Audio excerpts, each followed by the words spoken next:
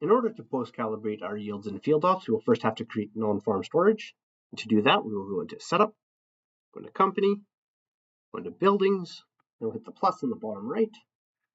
Here we can name our building whatever we want. I'll name mine Bin, and we will select On-Farm Storage. Here we will select it to be under the farm we wish it to be under, the crop that we are going to be putting into this on-farm storage. We'll go Durham. And here we can select the units that we wish our on-farm storage to be. So I'll select bushels, and we can select our capacity to be whatever we wish.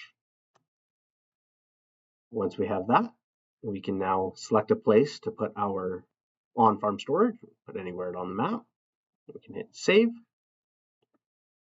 And then we can go into our activities, go from operations to harvest tracking, hit the little plus button at the bottom right again. And here we can give ourselves a ticket number, and then the crop. If you wish to put the operator and piece of equipment in here, you can. And then we can select our source. So this will be where the yields came from. And we will select our destination. And here we can select our units and how much came out,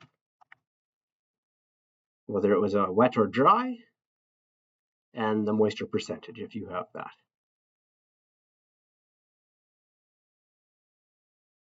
So once you have all that, we can click Save. And here you have your harvest tracking ticket. Now we will go into our fields. We'll click on our field, and the 3 dots along the top here, we will click Post Calibrate. And it'll ask if you want to post calibrate this layer. We'll click OK. Once the layer is done reprocessing, you should see a green C around your layer on the side here, and that will tell you that it has been post calibrated.